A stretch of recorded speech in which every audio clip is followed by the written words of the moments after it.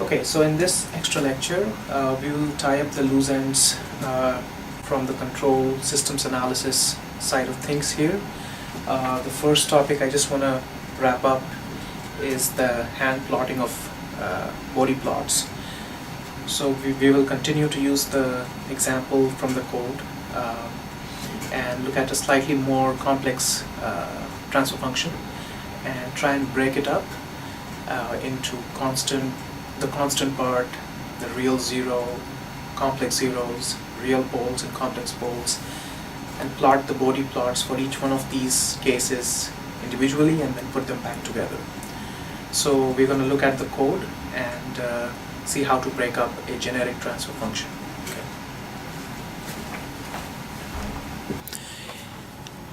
So the transfer function, so we have this example. I'm going to share this code with you. Start running the code, and here's the transfer function that we have. So if I look at GS, there's a third order polynomial in the numerator and a fifth order polynomial in the denominator. So there are 3 zeros and 5 poles, right? So if you look at line 12 and 13, 12 and 13 are the coefficients of the numerator and denominator polynomials respectively, and use that to construct the transfer function. So now, as you can see, this transfer function is not in factorized form, so you can use the zpk command in MATLAB. The version that you need to use here is the zpk data, because not only do you want to look at the transfer function, you want to actually extract the data regarding the zeros, poles, and the constant, right? So that's done in line 15. So if you look at z now, so the output of the command zpk data is in the form of the cell structure. So I convert that to the matrix structure. So that's that line right there, 16 and 17. So as you can see, there is one real zero at -1, right? And 2 complex zeros, or a pair of complex zeros. If you look at the poles, the first one is a real pole. As you can see, the imaginary part is 0, and there are 2 pairs of complex poles. Okay, so if you go to the notes, remember what we had done, right? This was your generic transfer function, equation 40, in the generic polynomial form. So you have the numerator polynomial and the denominator polynomial, right? You can then factorize it into product of, in the numerator you have a constant times these factors containing real zeros, and these factors, q of these factors containing complex zeros, and in the denominator you have factors involving real poles and factors involving complex poles, right? So that's what we have now here. We see that there is one real zero and a pair of complex zeros, and one real pole and a pair of complex poles. And if you look at k, there's a constant sitting there as well, right?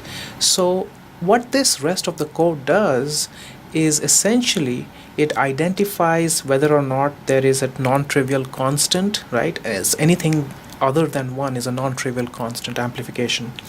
So if it sees that there is a constant that is not equal to 1, it's going to construct the Bode plot, hand-drawn Bode plot for the constant function, right? Store it, and then it considers the zeros. It looks at whether the zero is real or imaginary. So if the zero is real, it takes them one at a time, right? That's the jump parameter there. If the zero is a complex zero, then it will also have its conjugate. So it takes them 2 at a time and builds those canonical Bode plots, right? To plot the Bode for a real zero, or plot the Bode for a complex zero, and keep storing them. And this is a typo here, it should be considered the poles. So then you consider the poles in the same way. Look at the real poles, one at a time, and the complex poles in pairs, right? Because that's how they appear. Great, and then you simply put them all together, initialize to 0, and add the constant part, add the 0 part, and add the pole part, right? And then of course you would like to compare it to the truth, so you use the Bode command in MATLAB and feed it the transfer function that you have, right? And then you can compare them. So if you want to just look at what this transfer function looks like in factorized form, there it is, right? You have the constant k, which is 3 here, 3 times s plus 1, and then this complex 0 pair, real pole at minus 3, and then 2 complex conjugate factors, or two factors involving complex conjugate pairs. Great. And so we're going to use each of these to construct our hand-drawn Bode plot. So I'm going to run the this code here, and you see that there is pretty good match, right? So how these hand plots were drawn, you have to go and read each of those cases in the notes. The case for a constant, case for a real 0, complex 0, real pole, and complex pole, right? So the red is the sum total of all those canonical Bode plots that we found, and put them all together by simply adding them up, right? And the blue is the true Bode plot that MATLAB has drawn, right? So you see that there is pretty good match, or pretty good agreement between these hand-drawn plots and the true Bode plot. And so it's extremely easy to play around with this. You can simply change the transfer function, change around the coefficients, maybe add an order here, right? And something goes wrong, of course. So there's opportunity for you to go ahead and debug the code. Something didn't go right here. If I change, say, the coefficient, leave the order intact and just change the coefficient, see what happens. I'm changing around the coefficient of the numerator polynomial, and you see that it matches pretty well. Change around maybe add an order here in the add a pole, and it does pretty well, right? So there is some little kinks there that probably need to be worked out. This code was written rather swiftly, but you get the point that you take the transfer function you have, break it up into its pieces in terms of constants, zeros, and poles, and put all those pieces together using the approximations that are given to you in the notes. Great. So please take some time to play with this. This is extremely important. It gives you great insight into how different kinds of transfer functions behave to various frequencies, or input frequencies. Okay, all right. Topic here in terms of tying up the loose ends with the control systems or control design is root locus. Now the first thing that you need to note is that we did frequency response and we did Bode plots. The root locus approach is a completely different approach, right? So we're done with Bode plots now. Do not try to mix up the two things. The root locus is a different, it's a methodology in its own right. And the basic idea there is to help tune the gains, or actually just one gain at a time of a control system, so that you can move around the poles of the overall closed loop system that you're trying to control. Right? So what may happen is that without the controller, the poles of the dynamic system lie in parts of the complex plane that you do not like, right? And to get a particular kind of response from the system, you would like the poles to be somewhere else. So in order to get that done, what you do is you tune the gain. So you attach a controller block, and then you have some gains there that can be tuned. So you pick one of those gains and then tune it. And as you do that tuning, the poles of the closed loop system start moving around, right? And essentially you observe the locus of the poles as you tune the gain from 0 to infinity. Right? So over the entire range of the gain, where do the poles of the closed loop system lie? So it is a more direct approach than the Bode plot. Essentially you're just looking at the path traced by the closed loop poles as one gain of the control block is tuned from 0 to infinity. So let's kind of lay out this idea through an example. But first you have the plant. This is what you're trying to control. That's in the Laplace domain. You have the plant PS. Here's the output Y.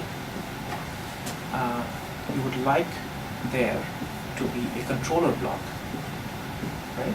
And if you remember from last time, we did a unity feedback. You have a reference that you want the system to follow. Compare it with the actual output, get the error, and the control block based on the error provides a control input. Right? So you know from basic loop analysis that the closed loop transfer function, which is nothing but the input-output behavior, right? It's Ys over Rs. This is by definition, of course. Through your simple basic loop analysis, you know that this closed loop transfer function is Cs Es over 1 plus Cs Es. Right. Now, you want the output to behave a certain way when you provide a reference input, right? In order to do that, this transfer function needs to have its poles in certain places, right? So you can achieve that by tuning the C block, right? So this is an extremely broad-ranging problem because the C block can be pretty much anything, right? So we look at only certain classes of controllers here which are typically used, and in the industry, as you know, the most common is the PID controller, right? So that's how you parameterize the controller, using the P, the I, and the D components. And then you tune the gains of the proportional part, the integral part, and the derivative part. I'm going to say it again. Keep in mind that when you're doing the root locus approach, you can tune only one of these gains at a time. Okay, essentially you can tune just one parameter at a time. Okay, so like I said, you can propose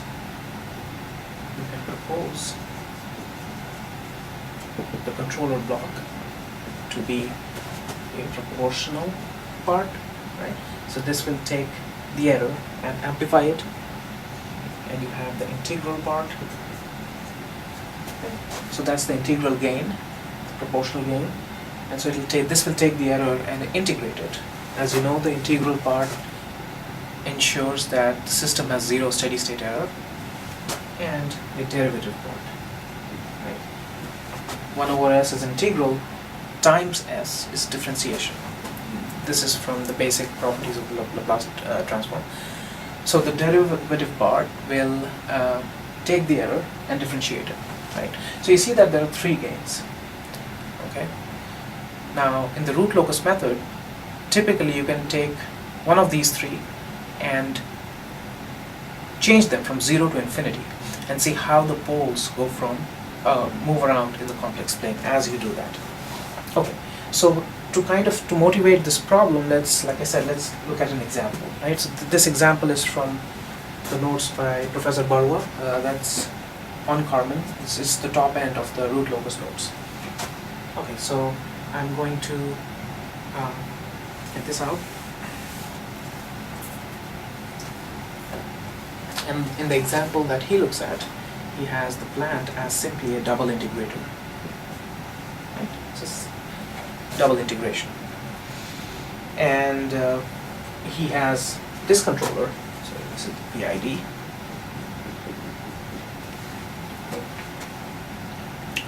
um, and we want to put these two things together and get the closed loop transfer function. So GCL, if you use these two expressions, the closed loop transfer function becomes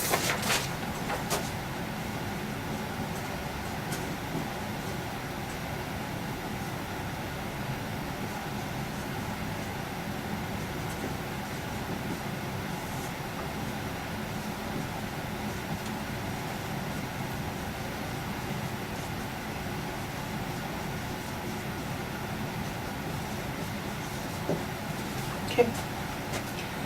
So like I said, you can only tune one gain in the root locus method, right? So what we are going to do here is, where did this B come from? Oh, so the plant is BOS. Okay, that's where that B comes from. Okay, so to try out the root locus method, we are going to fix KD, or sorry, KP and KD, and we are only going to try and tune the integral gain. Okay, so I want to say this over and over again.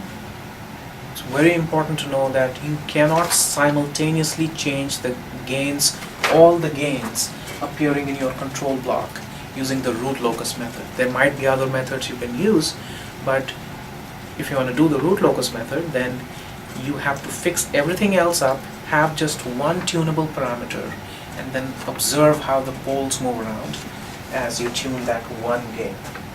Okay, so we're going to set B is equal to 1 in this problem, and we are also going to set Kp equal to 1 and Kd equal to 1, and just to keep things simple. Okay, so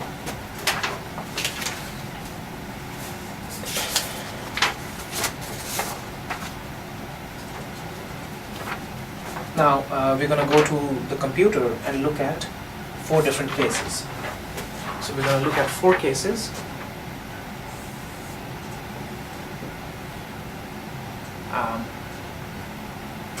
Kp 0.1,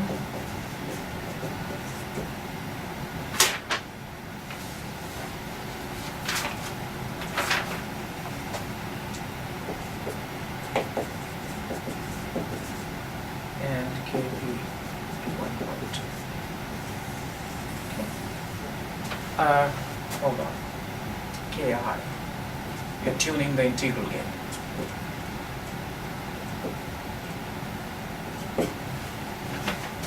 We just want to see first how this system responds. Here's the closed loop system. Right?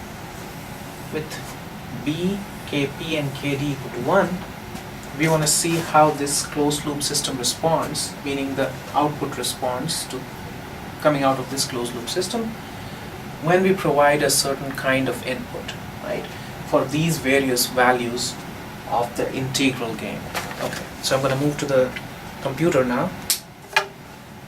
There you go. So as you can see, Kp, Kd and B are all set to 1. I'm gonna study the first case first. Set Ki equal to 0.1. There's my transfer function. Just want to look at the zeros, well, the transfer function first. That happens to be the transfer function. As you can see, if you look at the notes, the numerator is a second order polynomial, so you have 2 zeros, and denominator is third order with this generic PID control. That's the closed loop transfer function you get. Okay, so you see there that there is no unknowns here, because all the gains have been set to specific values, right? Ki is set to 0.1 here. Okay, so what kind of input do we want to study? So what I'm looking at here is the reference, line 23, is a sinusoidal input, right? So I want the system to follow that input, right? And so what we do is we simply use the lsim command in MATLAB, which we had talked about last time, and feed it the transfer function, the reference input, and the time over which that reference is defined. and look at the output, right? And see what this PID controller is able to do for us.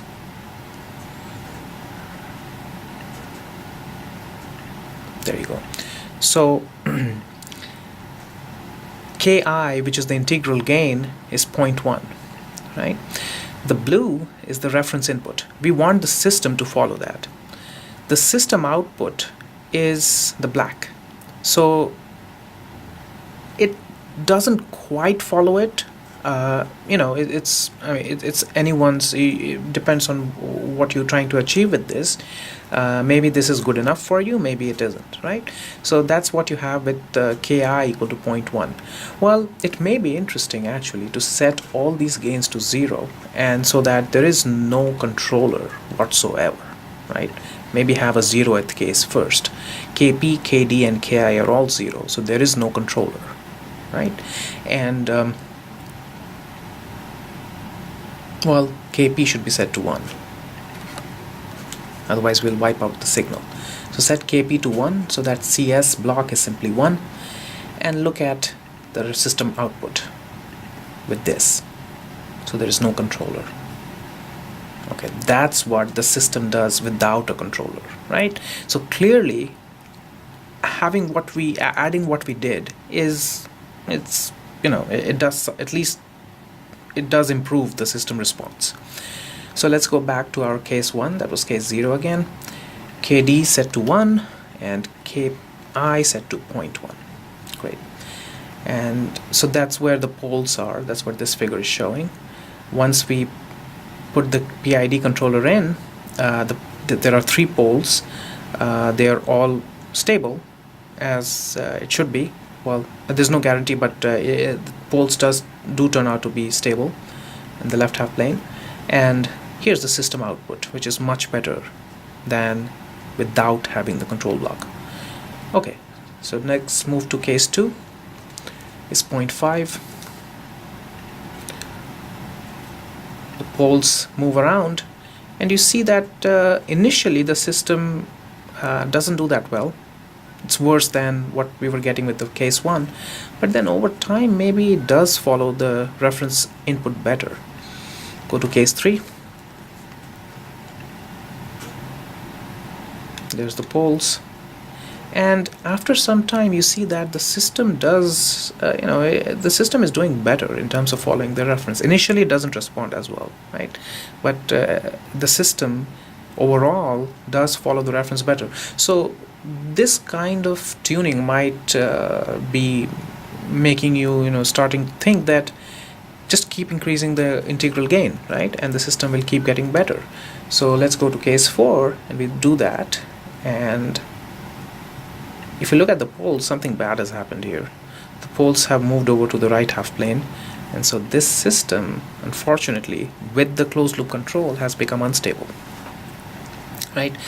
As you can see by looking at the system output, it is BIBO unstable, and this particular input is getting amplified, and so clearly it's not following the reference.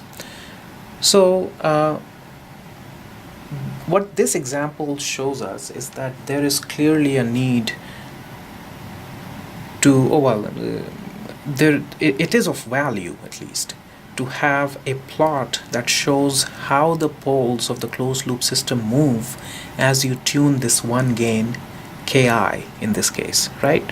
You can repeat this problem and fix Ki and tune the proportional gain, Kp or Kd, and have a similar kind of analysis, right?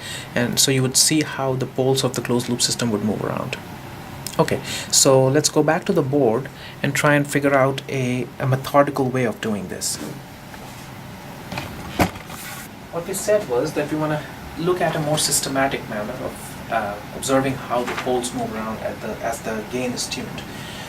So we're going to go back to this closed loop transfer function. Right, that is the one we need to look at, and we want to see how the poles move. So the question of the polynomial of interest is this right here, because the zeros of that polynomial are essentially the poles, right? So let us do some algebraic juggling here and rewrite this transfer function. as follows. So it's going to be the same thing. What I'm going to do is I'm going to try and isolate this gain, right? Because clearly we want to study its impact on the location of the poles. So in order to isolate that part, keep that term aside and divide everything else by what's left over. So we're going to divide throughout the numerator and the denominator by this part. Okay, so GCL, nothing changes, I'm just rewriting this, is B KDS square plus KPS plus KI. I'm going to divide this by this part, S cubed plus KDS square plus KPS. That's the numerator. So when I divide this part, you get 1 plus B or Ki B over S cubed plus B KD S squared.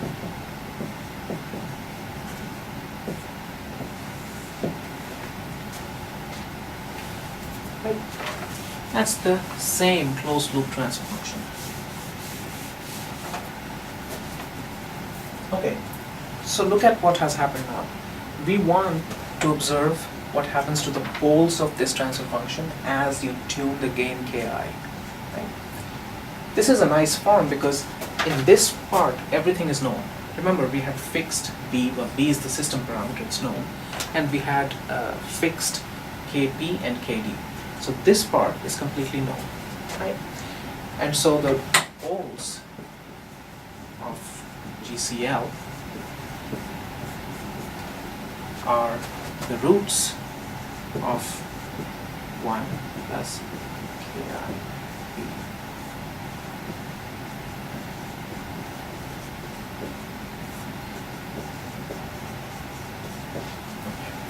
Now, I like this form because the gain Ki is isolated there.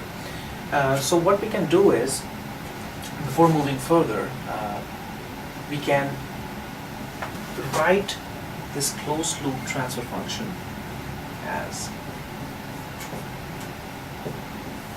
a numerator, that's all of that, and in the denominator we have this desired form. Okay. So essentially we identify this part as LS. This is the root locus form.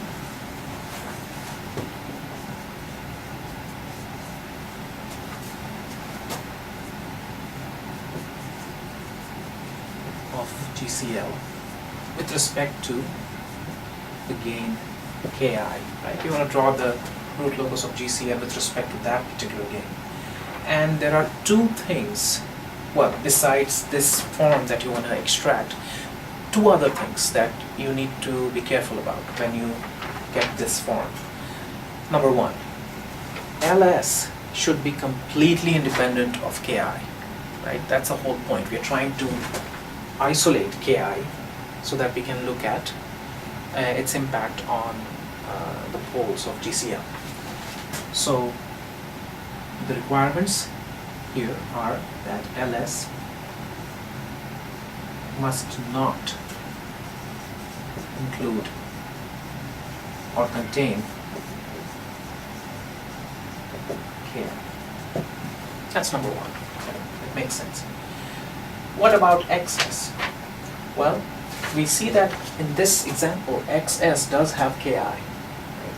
But this part of XS, so XS is yet another transfer function. You can think of it that way. It's a Laplace transform of something.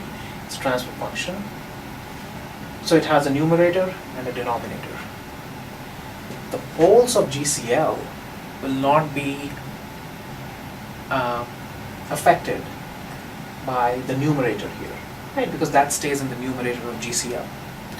The poles of GCL can be affected by the denominator, right? So make sure that the denominator of XS does not have Ki, and that's it, right? So long as that is true, this part will remain constant as you change Ki. So the second requirement is denominator of xs must not contain ki. Its numerator can, doesn't matter, because that's not going to change what happens with the poles of GCL. As you change ki, the zeros of GCL will change as well, because if ki is there in the numerator of xs, but that's fine. Okay, so this is the desirable root locus form of the closed loop transfer function GCL. Okay, now I will highly encourage you to go back to your undergrad control systems class notes and look at the rules that you use to hand plot the root locus once you reduce the transfer function to this form. Right? There are a bunch of rules that you go through step by step. We'll look at only two, the most basic ones. What happens when k is 0? That's when you start plotting the root locus. And what happens at k equal to infinity? That's where you end the root locus, right? That's the complete range of the tunable parameter ki or k. But there are a bunch of other rules. We will not at all go over those rules. You will completely use MATLAB here. There's a command called rlocus.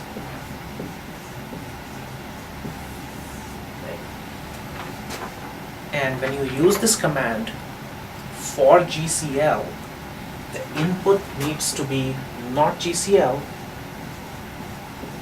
but LS. Okay.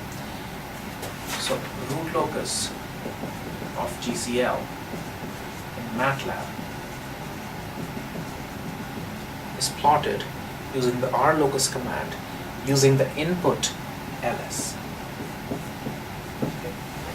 And that's what happens in the hand drawing rules as well. The rules of root locus are applied not to GCL but to LS, right? So determining this LS is extremely important when you're trying to plot the root locus.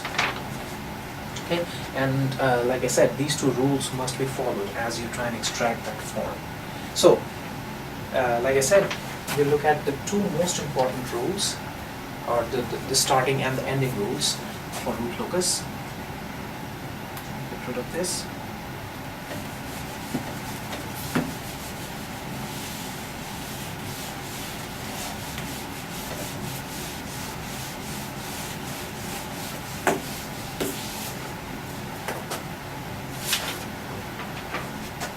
So we have our closed loop transfer function in the root locus friendly form.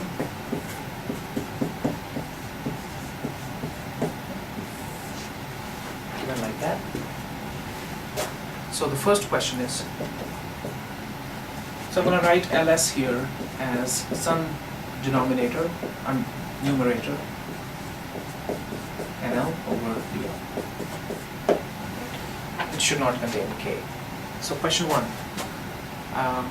poles of GCL at k equal to 0. Okay. That's where you start plotting the root locus. Okay, so like we said, poles of GCL are the roots of this equation or that polynomial. So we have 1 plus k times dnl over dl is equal to 0. That's the characteristic equation for the poles. Or dl plus k times nl is equal to 0. Now when k is equal to 0, this part is 0.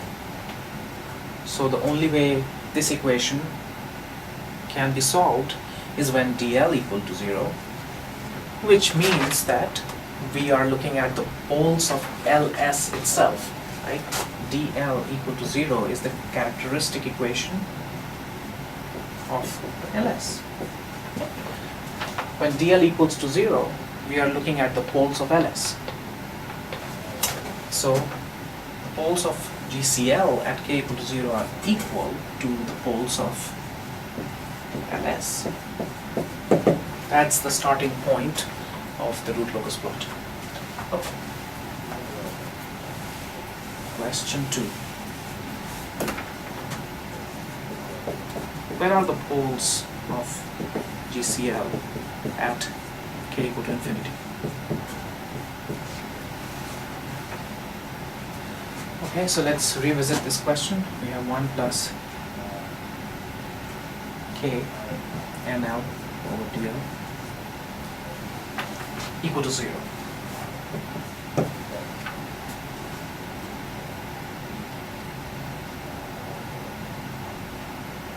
So when k is infinity, right, let's kind of multiply by dl again. This is equivalent to dl plus k nl to 0.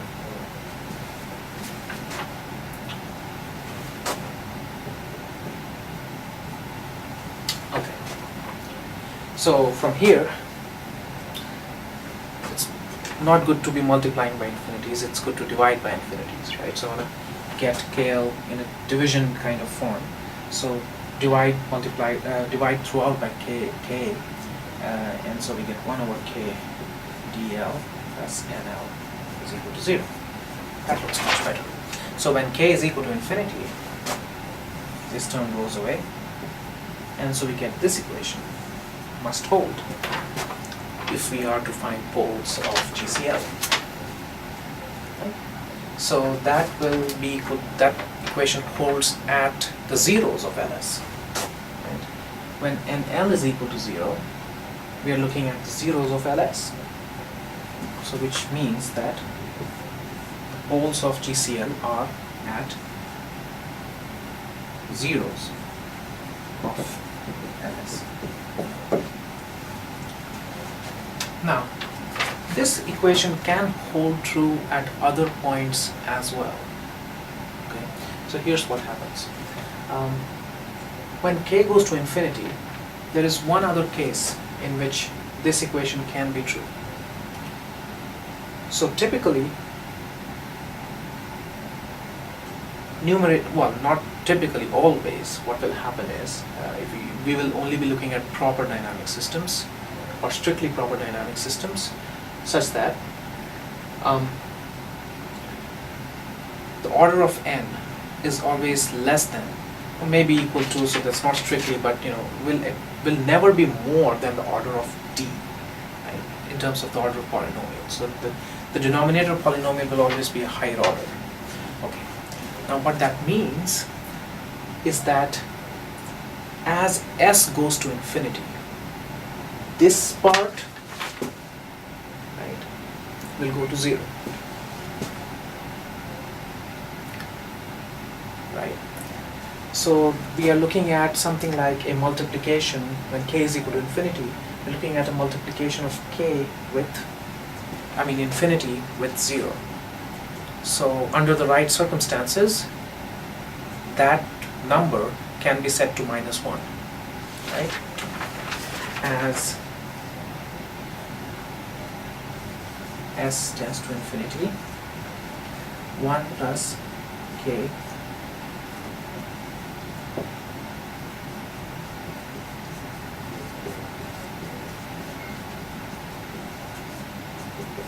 can be met, because this product can be a finite number. It's a multiplication of infinity with 0, because the denominator is higher order, so that product can be -1. So at k equal to infinity, there is this one other option, that the poles of GCL are actually at infinity, right? So we get that the poles of GCL either are at 0, or 0 is not 0, but zeros of LS, or at infinity, right? So the root locus plots always begin at the poles of LS, and they either end at zeros of LS or at infinity, right? And you already know this. When you plot the root locus diagrams of transfer functions, the number of poles and zeros will never match, right? But you're looking at proper transfer functions, so the number of poles will always be more than or equal to the number of zeros. So you are going to start, say, 5 plots of 5 loci. Right? Suppose there are 5 poles of LS. So there will be 5 starting points starting from each of those poles. But maybe there are only 3 zeros, right? Because LS is proper. So 3 of those 5 will end at the zeros, and the other 2 will go to infinity, right? That's what will happen. Okay, so let's go back to the computer. Okay, so let's go back to the computer now, to the notes, and look at this, the root locus plot for our example.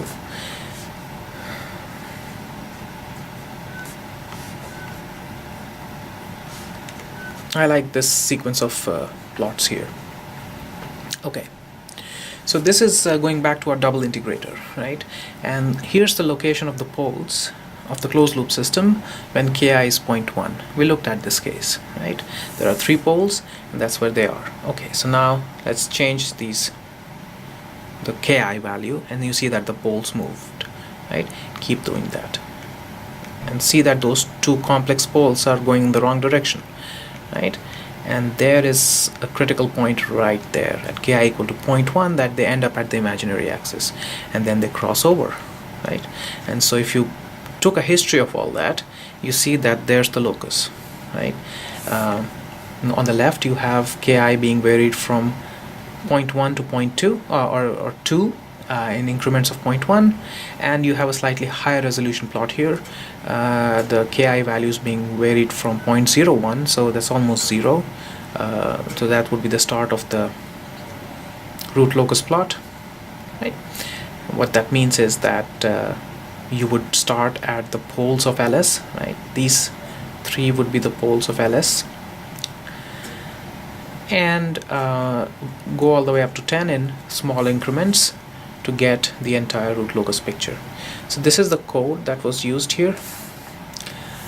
I don't think that he used the rlocus command. He drew this by hand. So you can simply use the rlocus command, and there it is, right? You can simply use the root locus or rlocus command, and look right down here, the input to the rlocus command is not G, right? Or in his notation, it's not HRY, it is L. Okay, and you get, MATLAB gives a nice looking plot from start to finish. So there are no zeros here in the closed loop system, right? So essentially all 3 loci go to infinity. Great. Okay, so the next little piece here where we're going to wrap up is we're going to make the connection now of root locus to control. We have already done that through the example that we looked at, how the PID controller can be used to get desirable system response. But we're gonna look at it a little bit more now. Okay.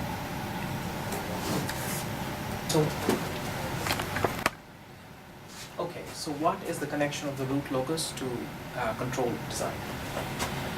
So go back to our closed loop system, the controller block, plant,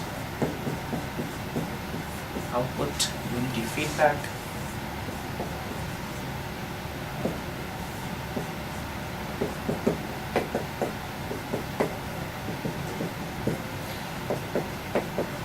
Great. So our closed loop transfer function is CS PS 1 plus CS PS. Right. Now we're going to look at a couple of cases. The first one, when you're doing control design, if no one tells you what to do, right, you wouldn't know whether a proportional controller will be enough or a PI controller is going to do the trick, or you would need a full-blown PID, right? You kind of get that idea with experience over time as to, given a dynamic system and its behavior without the controller block, right, what would work. Right? So, but for novices like us, we need to look at all 3 of these cases, right?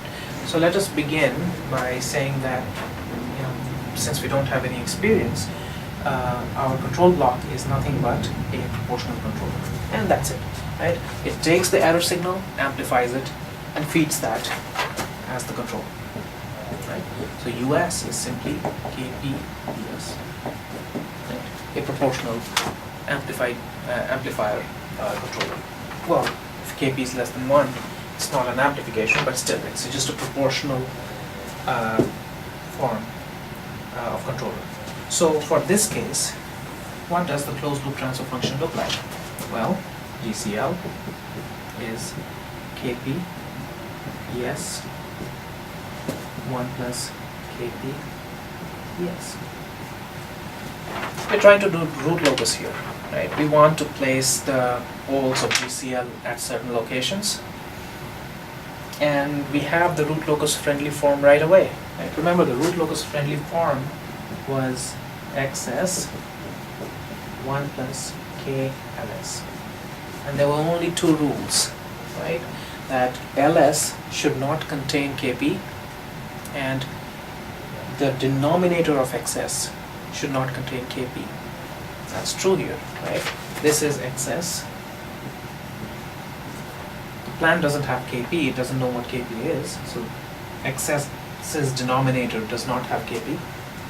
And again, LS is nothing but PS, right? And PS does not have KP. So if you want to do a root locus of the closed loop is equivalent to R locus in MATLAB of, you have to provide LS as the input, which is nothing but PS.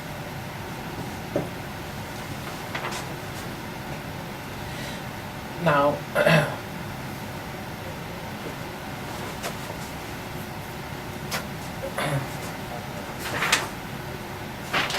great, so what would happen now is, when you make this plot, you can, we'll do an example. When you do this plot, you will see that since PS is the same as LS, the closed loop poles as KP is varied from 0 to infinity will go from the poles of PS to the zeros of PS, right? And if there aren't enough zeros, then the remainder loci will go to infinity. Okay, so that's case 1. It's simply a proportional controller.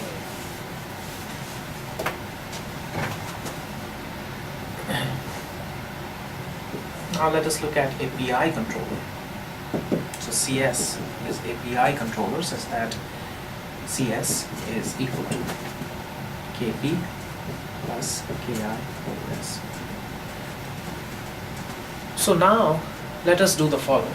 Remember, we have control over just one gain here, right? We cannot vary both KP and KI simultaneously. This is the biggest drawback of root locus method, right?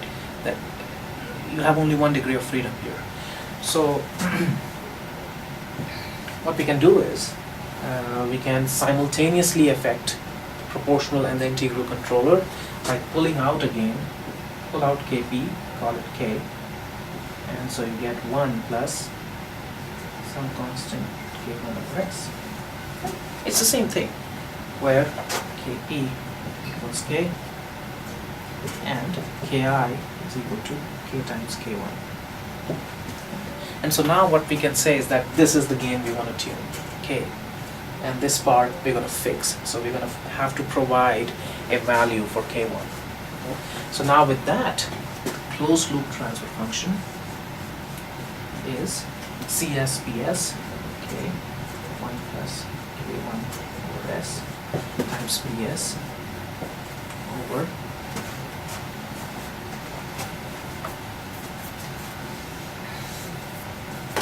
over 1 plus K 1 plus K1 over S PS. Right, and again, here's the root locus friendly form.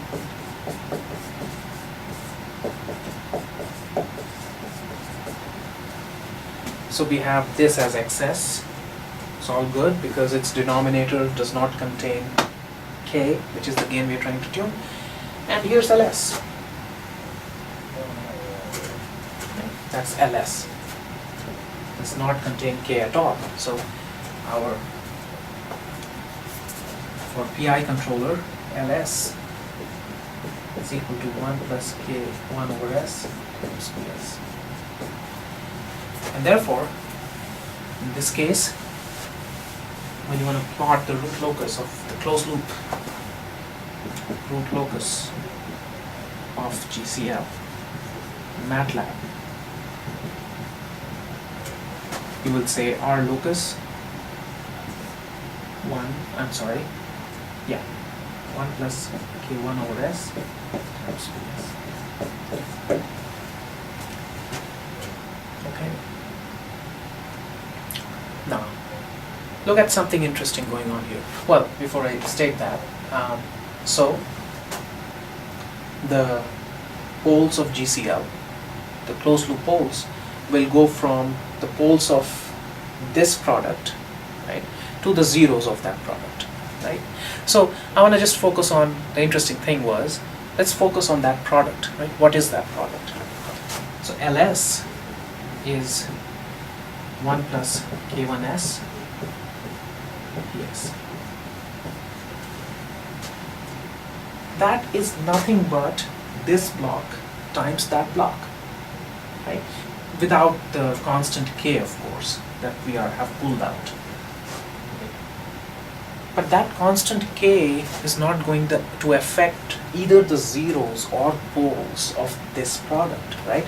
I might as well write, so what I can do is I can write that the zeros of ls are equal to zeros of k times 1 plus.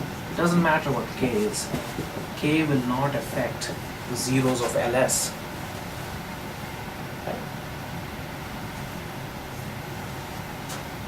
And the poles of ls are equal to the poles of that, right? So this is cs and this is ps. So cs times ps is the open loop transfer function, right, without the feedback.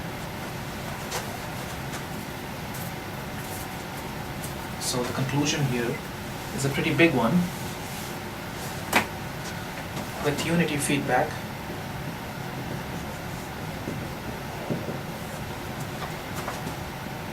closed loop poles at k equal to 0 are equal, are equivalent, or are placed at open loop poles.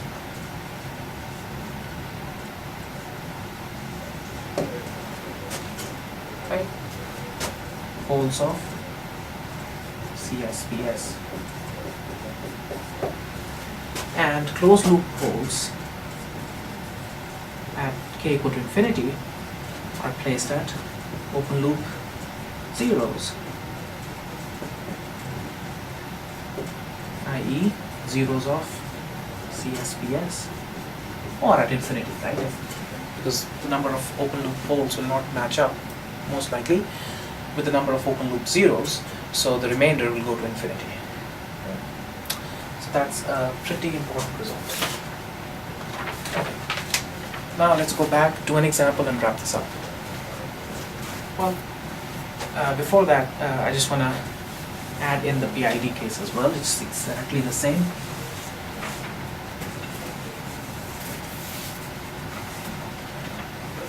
So the third kind of controller you can look at is CS is a PID controller. So you have KP plus KIS plus KD times S. Use the same trick as before.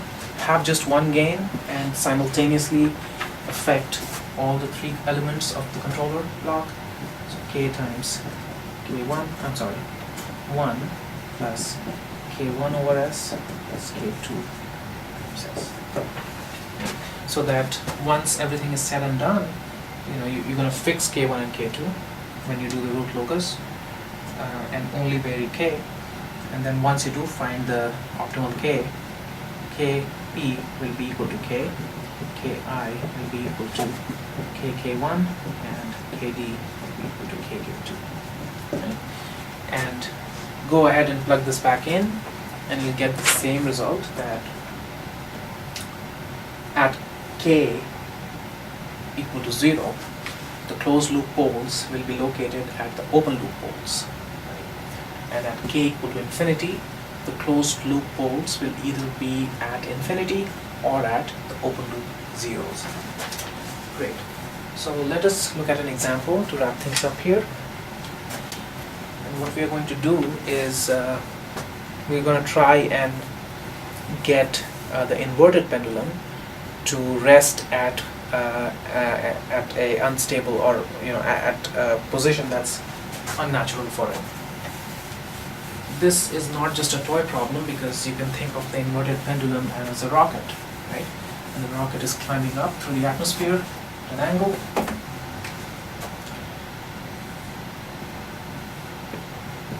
Okay. So if this is the vertical, you would like the rocket to hold this attitude. This is exactly like an inverted pendulum. I would say that I have an inverted pendulum, and I would like the inverted pendulum to hold this attitude and not fall down. So we'll have to provide a controller, of course. And so what we'll look at is, we'll look at the plant, we'll model the plant, we know how to do that, right? We will try to we'll try to get the pendulum started out here, and then try and reach this state and stay there. Okay. Okay. So we'll see how a proportional controller does and how a PID controller does achieve this goal.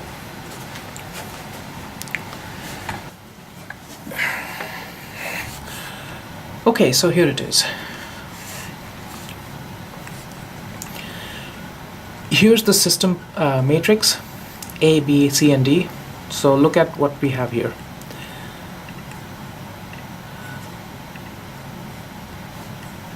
Here's the transfer function of the dynamic system. It's a second order, and as you can see, it has unstable poles, right? This is an inverted pendulum. It's an unstable system. The C matrix is important, 1 and 0. Okay, the states are theta and theta dot, if you remember, right? So what we are saying, D is of course 0. So what we are saying is that the output Y is simply theta, right? And there is only one output. So this is in this case, a single input, single output system. This is a much simpler example than what we're going to start looking at maybe starting next week, and definitely the week after. We start looking at aircraft mechanics. Here we are trying to control only the location of the pendulum, which is theta at a desired location, right? So the output is simply theta. Okay, and the transfer function, the open loop, the plant transfer function, considering only the pendulum, is that right there. It's unstable. Okay, so what we're going to do first is we are going to look at simply a proportional controller, right? So right now KP is set at 1. So before I go ahead and pick a controller, we want to look at the root locus, right? What would happen if you provided a proportional controller? Where would the poles go? Now if you go and look at the notes, okay, in the example that we've done here, the detailed example is in the notes. The code is not up yet. I'll upload that. There are some requirements that we want from this inverted pendulum, and in order to understand these requirements, you will need to understand the basics of second order dynamic systems or second order transfer functions, and my assumption is that you know all that. So here's the plant. PS is 4 over s squared plus 4s minus 20. You just saw that on the command line of MATLAB, which is equivalent to that. And you know that given these parameters, you can compute things like percent overshoot, settling time, and the steady state error of your dynamic system, right? I am assuming that you know all this stuff from second order systems. If not, I have uploaded notes on Carmen under the title System Response. So it looks at system response for first and second order systems. And in second order systems, you will study things like, the percentage overshoot, settling time, the rate of the swiftness of response, steady state, and stuff like that. So in designing the controller, this is what we want. There are three desired requirements from the dynamic system. We want, given a step input, we want the system to not exceed more than 30% overshoot, to settle down to its desired state, which is that right there, which is the away from the reference position in less than 5 seconds, and have a steady state error of less than 5%. Okay, so again, assuming that you know how second order systems behave, you can translate these requirements into locations of poles. Okay, so here's the equations, and this is what you get, that you would want the closed loop poles to be located given at these locations, given in equation 10. Okay, so that's these 2 points here, the crosses. That's where we would want the closed loop poles to be. Now, as you can notice, those poles are in the left half plane, right? This dashed line is the imaginary axis. So they are in the left half plane, and right now the system is unstable, right? There are 2 poles of the plant. One is this cross right here, which is the unstable pole, and the other is right here. So one is stable, the blue one, the green one is unstable, right? And we would want the system to be here. Okay. Now, if you did proportional control, right, you already have the plant transfer function. So you can use that as ls in the root locus friendly form and plot the root locus of the closed loop transfer function with a proportional controller, and this is what you get, right? The proportional controller, or the proportionally controlled closed loop, has this root locus shown here. So this pole will cross over into the stable region. That's the good news. This pole will start going towards instability, but then not reach instability. So with the proportional controller, once you cross this pole over to the stable side, you will always be stable, right? It will cross over and then go this way. This will, come over here and then go that way. So once you are beyond this point, you will always be stable.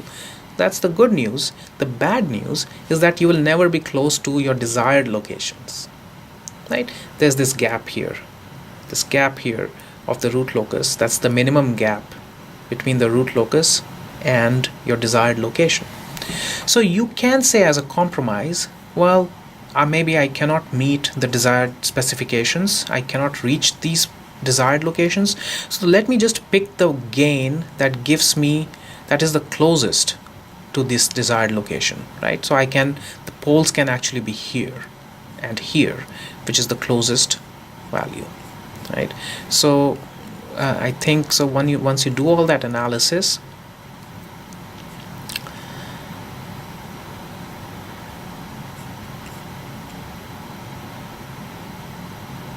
well, it looks like in the notes I abandoned that approach because the fact that it was far. So let's pick, as you can see, the poles will come close to the desired poles for fairly large values of the proportional gain, right? You start here at k equal to 0, and then you start increasing the gain, and then you cross over, and then you go this way, right? So the gain will be fairly large by the time the closed loop poles have been placed here. So let's just pick a large value. Well, let's start with kp equal to 1. Most likely the closed loop zeros will not be stable and the system will behave extremely badly. So there's the behavior of the system. clearly it has not been stabilized, right? It's just going nuts. Okay, so let's stop this.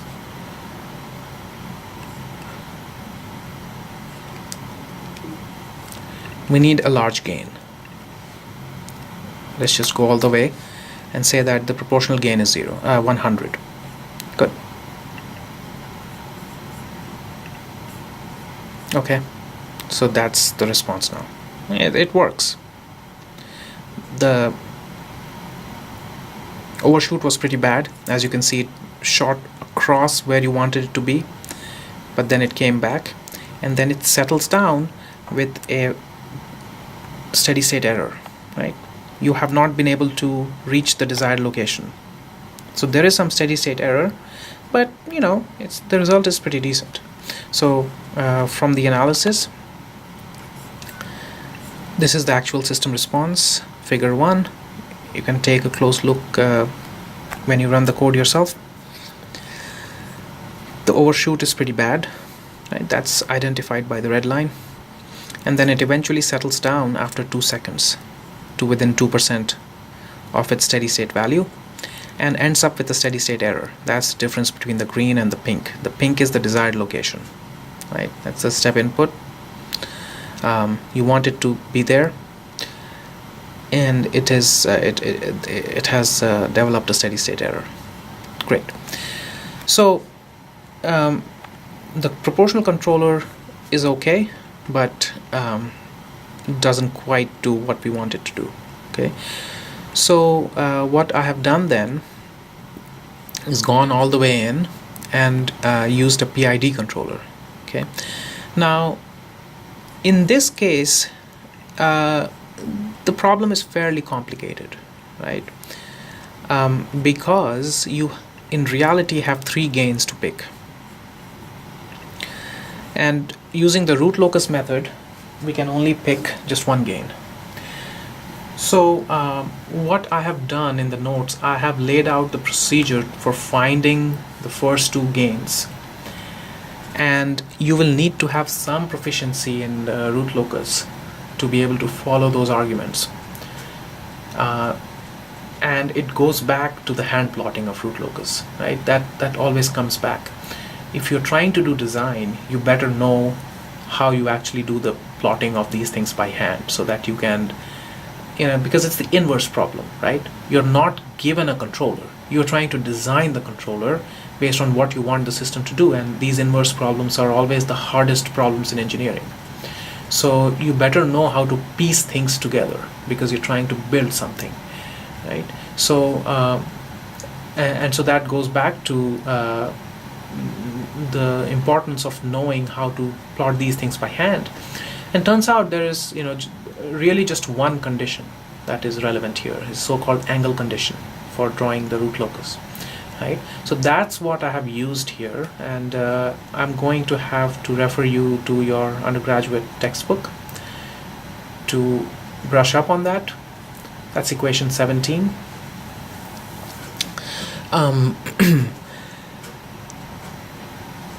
To help us find K1 and K2 in the PID controller, so that will ensure that the root locus will pass through those desired points.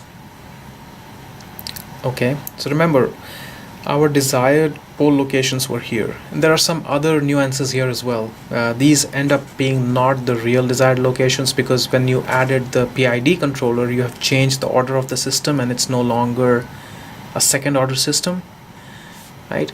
The closed loop is no longer second order, and these poles were picked on the assumption that the system is second order, right? That was true only with the proportional controller, but the PID, that assumption has failed. But so design is always iterative. This is a good first step, and you use the angle condition to pick K1 and K2. Make sure that the root locus would pass through these 2 desired pole locations. Once you do ensure that, you draw the root locus using those values of K1 and K2. Turns out to be 5 and 6.3, right? And then pick the value of the gain K at which the poles will be there, right? The poles will end up at that location. So turns out that the value of k is 2.4. So let's do this. We're gonna pick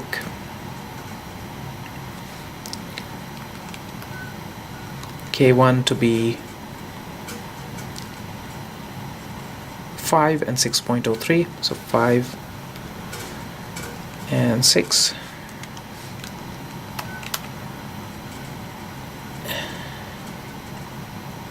And k2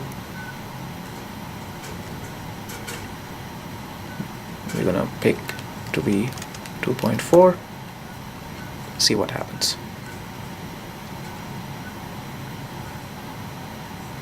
Okay. One of the things that you will know about integral controllers is that it'll give you zero steady state error, but it'll slow down the system, right? So there is still quite a bit of overshoot. It's still better than the proportional controller. The good thing is that the steady state error is zero, right? That's great.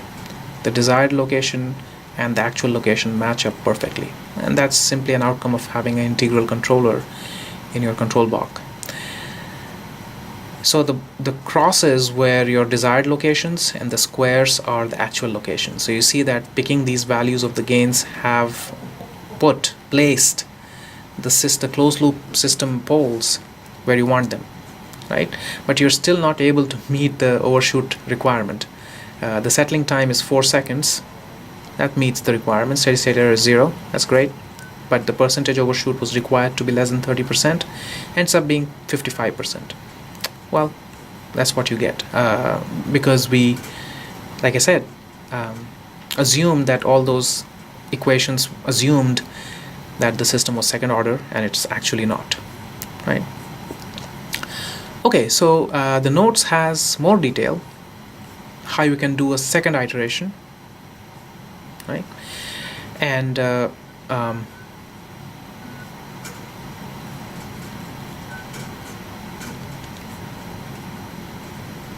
I believe, so go through that, and you'll see that if you set k1 equal to 3, and let me do my little magic here in terms of that's the angle condition being implemented. Now run the controller after the second iteration, and we are doing pretty well. Well, the settling time is actually better now. The simulation is slow. The settling time is actually pretty good. So this is still just 3.3 seconds. Right? So the system will, well, it hasn't settled yet. The simulation ends at 4.16, but you see that the steady state error right here is 0. It does settle at 2.83. You know, the settling time doesn't mean that the error needs to go down to 0. Settling time means that it reaches within 5% of its final value, right? Or 2% of its final value. So it has settled after 2.83, and the overshoot is clearly less than 30%. It's 21%. So we met all the requirements, and the gains turned out to be, the proportional gain was 21 or close to 22. The integral gain was 39, and the derivative gain was 7.25. So these are not small values. Realizing these gains may be a concern. Mathematically, you can say that I want the gain to be 1 million, but you have to have an actuator that implements that, right? So small gain control is always better, but at least mathematically we've been able to solve this problem. So this is our discussion on root locus. There's a whole lot more, but that's all we're going to do. Please read the notes. There's a lot of detail and a lot of nuance here. Not all of it can be covered. On Tuesday, we're going to go back to our aircraft mechanics, set up the equations there, and start designing some controllers. Okay. Well, before that, we're going to break our longitudinal and lateral directional flight into even smaller, lower order systems, right? You remember that we had discovered some modes, short period phugoid mode, and for lateral directional, we have the Dutch roll and roll subsidence modes and spiral mode. So we're gonna break down our fourth order system to two order systems, and then design controllers for them. Okay, great. Thank you.